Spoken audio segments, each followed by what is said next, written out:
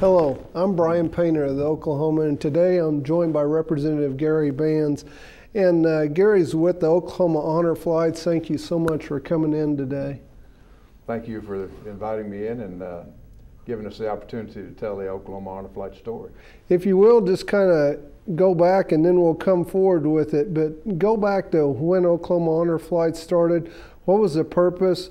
And then where have you seen it take off and go? That could be about an hour-long speech, Brian, to recount all of the twists and turns of the organization. But as the executive director and co-founder of Oklahoma Honor Flights, it's been a very quick journey from our start in 2009. Prior to that, we had an opportunity to visit the World War II Memorial in 2004 when it was dedicated. I took my father and four brothers, five of them, the five Bands boys, not the Band of Brothers, but the Bands brothers, and we were all present at the dedication in May of 2004. Fast forward, I'm elected into the Oklahoma House of Representatives and serve as the chairman of the Veterans and Military Affairs Committee. In 2008, my father got to go on an honor flight out of the state of Kansas, which is where he was born and raised. And so I was aware of my father's opportunity there, and we contacted the national organization, which was stood up in 2005, with the express purpose of getting our World War II veterans to DC to see the memorial before it was too late.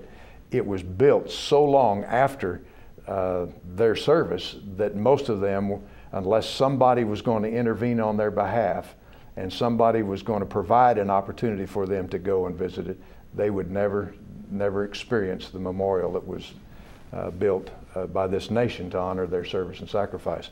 So that is a background. I received information from one of my constituents whose father, this was in 2008 or late 2008, whose father had gone on an honor flight out of Dallas. Oklahoma didn't have anything that was going on, and that became the catalyst locally out of Midwest City for us to ask the questions of what are we doing in Oklahoma for our honor flight or for our World War II veterans, and the answer was nothing. And we had already contacted the national organization, found out what was necessary to stand up a organization that they call a hub to work in conjunction with the national organization to act on behalf of our World War II community here in Oklahoma.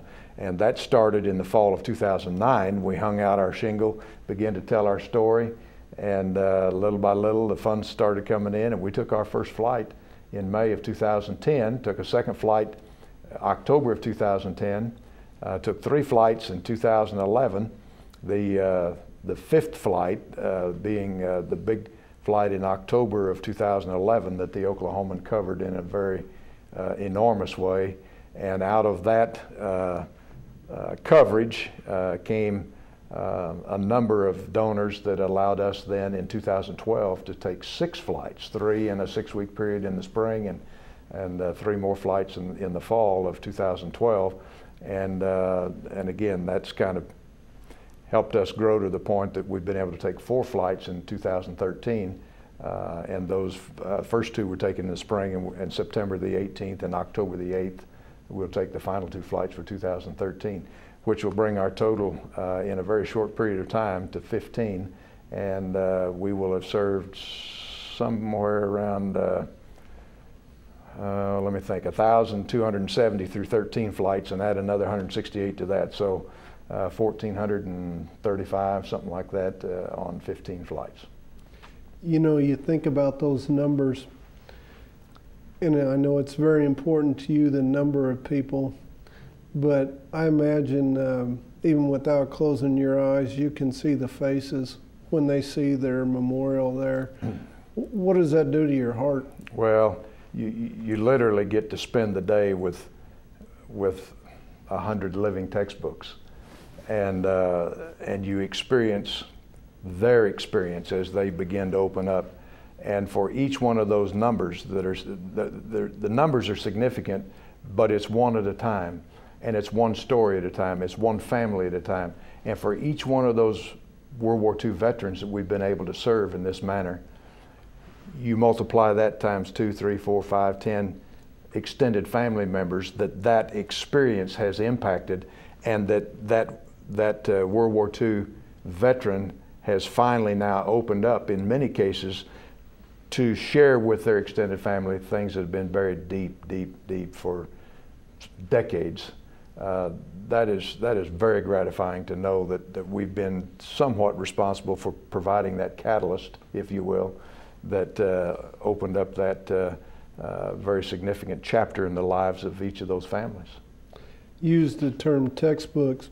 In the one final question, there's a new chapter to Oklahoma Honor Flights. Tell me about it.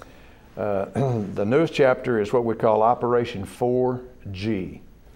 The 4 Gs are giving to the grounded greatest generation.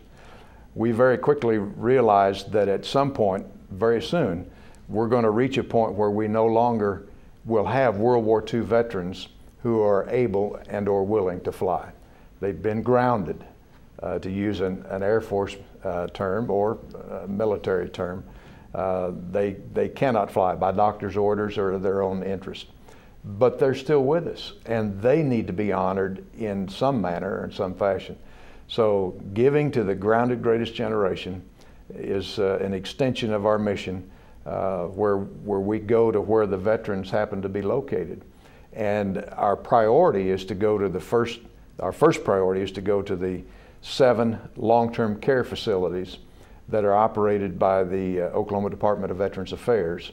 And we've already done our first program in Lawton, but we will follow that up with similar programs in Norman, Claremore, Sulphur, Ardmore, and Tallahena, and Clinton.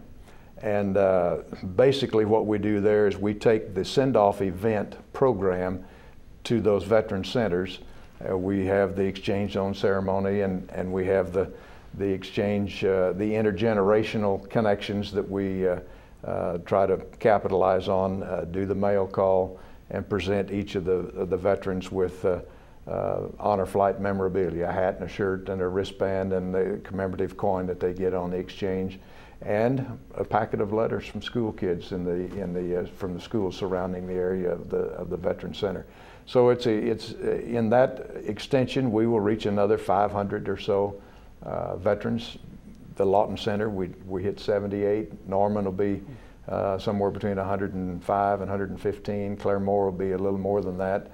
The other 4 centers are a little smaller, but total we'll reach another 500 or so. And then as time and resources hold out, we'll be able to take that program to nursing homes or on a one-on-one basis where a family comes forward and identifies a World War II veteran that's still with us that we can honor in that way. We will send one of our board members out, or somebody that's been a guardian on one of the previous flights.